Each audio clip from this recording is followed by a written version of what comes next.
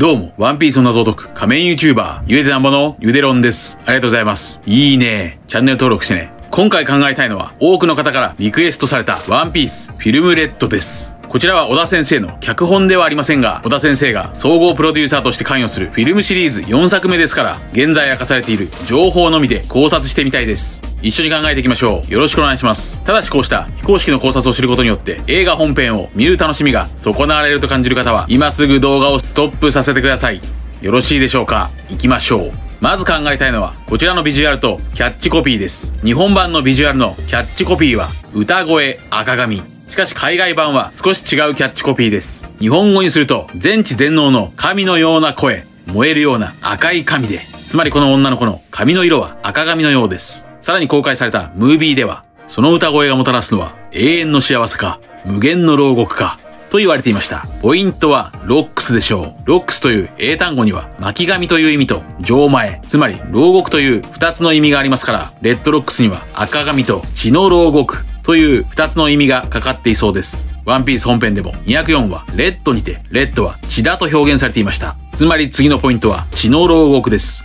血の牢獄について考えるには、映画の脚本家黒岩勉さんの傾向を考えましょう。黒岩勉さんはこの映画の脚本を2年間かけて執筆したそうです。そして割と社会派な作品を手掛けることも多いそうです。次に小田先生のコメントも考えます。小田先生はこのフィルムレッドで以下のようにコメントしています。伝説になる女子登場。今僕らが作りたいキャラクターはこいつだっていうスタート。とコメントしています。このコメントのポイントは今という部分でしょう。今、2年前、社会派、歌声。これら4つから考えられるワンピース、フィルムレッドのベースとなる物語のバックグラウンド。それは、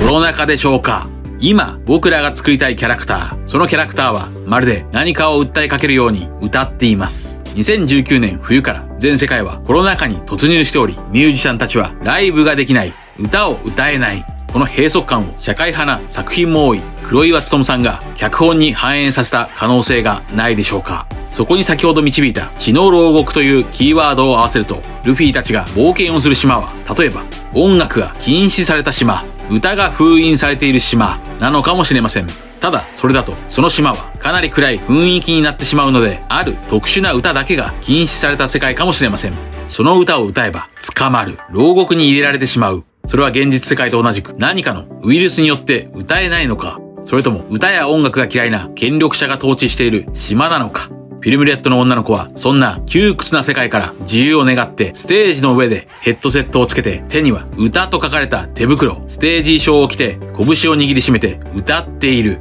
訴えている。その禁止された歌を音楽ライブ、音楽フェスでその女の子が歌うとき、カタルシスが訪れそうです。まずはそんな風な印象を受けました。これは Spotify で小田先生が聴いている音楽プレイリストが公開されたことからも、コロナ禍でライブができないミュージシャンたちを小田先生が憂いでいる可能性があるでしょう。小田先生はワンピースには意味は込めないと公言していますが、映画なら、しかも別の脚本家なら社会的な意味を込める可能性はありそうです。ちなみに手には歌と書かれていますから、主題歌は宇多田ヒカルさんの可能性もかすかにありそうです。次にその女の子のキャラクターデザインから色々と考えてみましょう。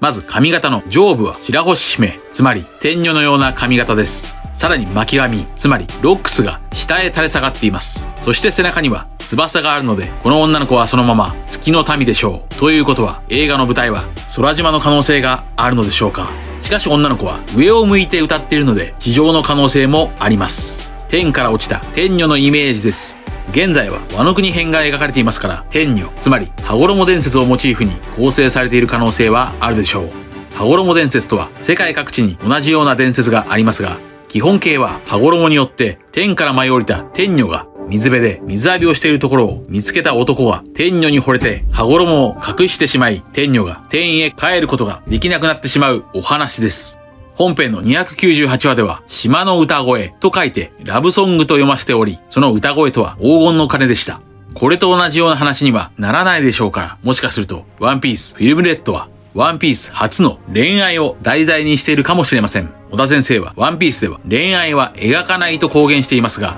映画、しかも別の方が手掛けるなら解禁するかもしれません。例えばフィルムレッドの監督谷口五郎さんは今回あえて私に話が来たということは、小田先生やスタッフの人たちはもっと何かを足したい、もっと挑戦したい、もっと違う景色が見たいということなんだと思うわけです。とコメントしていることから、原作ではやらない恋愛が描かれる可能性があるでしょう。そしてもう一つ考えられるモチーフはセイレーンでしょう。ワンピースは海洋冒険漫画ですから、セイレーンのモチーフなら違和感がありません。セイレーンとはギリシャ神話の怪物で、2人から5人姉妹で、その姿は翼のある超人、もしくは人魚として描かれていますから、月の民の翼や人魚姫白星と似ている髪型が合致しています。セイレーンは美しい歌声で船乗りを魅了して、魅了された船乗りは岩に激突するそうです。英雄オディッセウスは耳栓をして、その歌声を聞かないようにもしたそうです。しかもセイレーンは絵画で赤髪として描かれることが多いそうです。というわけで、この女の子のモチーフ、ビジュアルは天女とセイレーンを掛け合わせたデザインかもしれません。それはまさに天使の歌声でしょう。続いては映画のラスボスを考えましょう。これまではわかりやすく映画のラスボスがメインのビジュアルでしたが、今回は女の子がメインです。小田先生は今回、伝説のジジイを書くのは疲れたと言っていますから、大物海賊がラスボスはありえません。となると、もしかすると今回のラスボスは巨大生物。そのモンスターは歌声で制御できる。誰かが裏で操作している。その黒幕が今回の敵でしょうか。そんな伝説のモンスターと戦うのがルフィたちなのかもしれません。むしろそれくらいしかもう本編で戦っている4校バトルの迫力と張り合える強敵がいないでしょう。しかし最終的にそのモンスターを封印できるのは女の子の歌声でしょうか。その時女の子は小田先生が言う伝説になると。また谷口監督は様々な部分でキャラクターを対比させる演出を好むそうです。するともしかするとこのフィルムレッドは1話のシャンクスとルフィを対比させた演出が登場するかもしれません。例えば先ほど考えたラスボス伝説のモンスターとは1話でシャンクスの腕を食べた銀塊の主のような存在の可能性があるでしょう。それは谷口監督のデビュー作ワンピース倒せ海賊ギャンザックでギャンザックが操っていた首長竜のようなモンスターでしょうか。この首長竜はコミックス5巻でもラフ絵が公開されています。こことリンクさせる可能性もあるでしょう。そしてさらに1話のシャンクスが銀塊の主からルフィを守ったように、フィルムレッドではルフィが今度は女の子を海でモンスターから守るかもしれません。この時ルフィの左腕はさすがに失いはしないものの、かなりのダメージを受けそうです。それでは次に赤髪シャンクスがさらにどのように絡んでくるか考えましょう。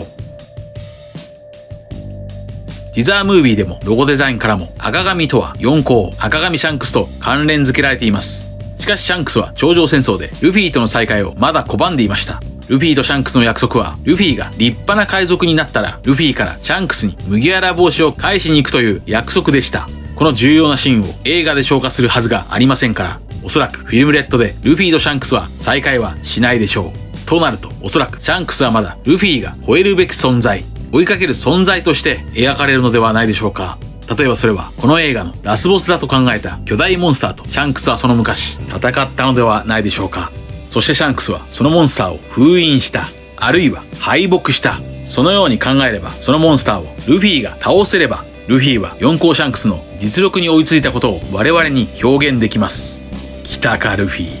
つまりメインストーリーは天使の歌声を持つ女の子、その裏で同時にシャンクスのストーリーが描かれそうです。ティザームービーでは五線譜が動き出していましたが、これは上から5番目の五線譜ですから、このフィルムレッドでルフィはシャンクスに並び、いやシャンクスを追い越してしっかりと5番目の皇帝と呼ばれるかもしれません。ほう、俺たちを超えるのか。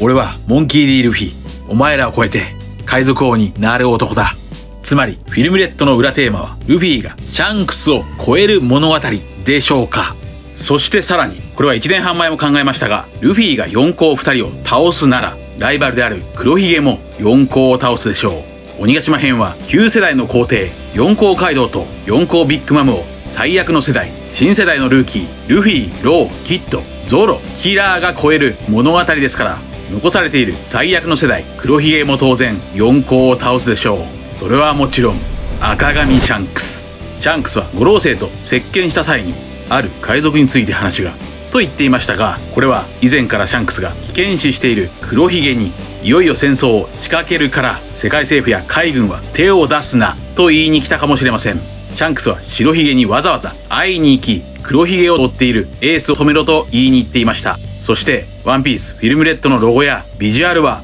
シャンクスの顔の3本傷が印象的ですが、この傷はシャンクスを表すというよりも黒ひげを表しているかもしれません。なぜならこの3本傷は黒ひげがつけた傷だからです。最悪の世代ルフィとローが四皇カイドウとビッグマムに戦いを挑んだなら、逆に四皇シャンクスは最悪の世代黒ひげに戦いを挑むという表裏一体。コミックスの表紙ではこれまでシャンクスと黒ひげは常に2人セットで登場しており、ただならぬ因縁を感じます。いよいよ赤髪と黒ひげの全面戦争は近いと考えます。それではなぜシャンクスは黒ひげをこれほどまで危険視しているのでしょうか。それはおそらくロックス D ジーベックの意志を受け継ぐ人物だからでしょう。黒ひげの拠点はジーベックがいた海賊島ハチノス。さらに黒ひげの船の名前はサーベル・オブ・ジーベック号。ジーベックの剣。だからこそシャンクスは黒ひげを危険視している。それはシャンクスの出生にも関係しているでしょう。シャンクスの出生については多くの方が考えているように、38年前のゴッドバレーでバギーと共にロジャーに拾われた繊細孤児でしょう。この時シャンクスとバギーは1歳であり、ロジャーとレイリー、おでんの子供桃之助と日和を抱きかかえた時、赤ん坊なんて久しぶりだな、昔を思い出すなと言っていましたから、これはシャンクスとバギーのことでしょう。つまりシャンクスとバギーは天竜人かその奴隷の子供である可能性が高いでしょう。そしてゴッドバレーといえばやはりロックスでしょう。燃える赤髪がレッドロックス、燃える監獄がレッドロックス、そして燃える岩がレッドロックス。ロックス海賊団の海賊旗もまるで頭が燃えてるかのようなイメージです。さらにこの燃える岩というイメージは前回の動画で考えた発火するルナーリア族キングの正体にも通じる部分があります。キングは石炭人間、石人間であると考えました。となると、もしも仮にこのキングの考察が正しいなら、古い神ルナーリア族は新しい神天竜人に滅ぼされたと考えるので、ロックス D ジーベックとはルナーリア族の意志を継いで天竜人に復讐をするために世界の王を目指していたかもしれません。つまりジーベックとはルナーリア族なのでしょうか。ジーベックは D ですが、D には巨人族ハグワール D サウロがいますから、 D に人種は特に関係なさそうです。ただしワンピースでは発火する人物は珍しくありませんし、まだジーベックの詳細は判明していません。ロックスについては新情報が欲しいところですが、とにかく黒ひげはジーベックの意思を受け継いだ D であり、それをロジャーのように止めようとしているのが赤髪シャンクスだと考えます。以上です。今回は数少ない情報からフィルムレッドをあれこれと自由に空想してみました。それは赤髪の女の子のメインストーリーの裏で5番目の皇帝ルフィがシャンクスを超えていく物語かもしれません。そしてそこからさらに物語は佳境へと進み、赤髪シャンクスと黒ひげの全面戦争へとなだれ込むかもしれません。今うずくのはこの傷だ。ワンピースフィルムレッド。皆さんはどう思われましたか？ご意見や考察してほしいなどがあればコメント欄までよろしくお願いします。ありがとうございました。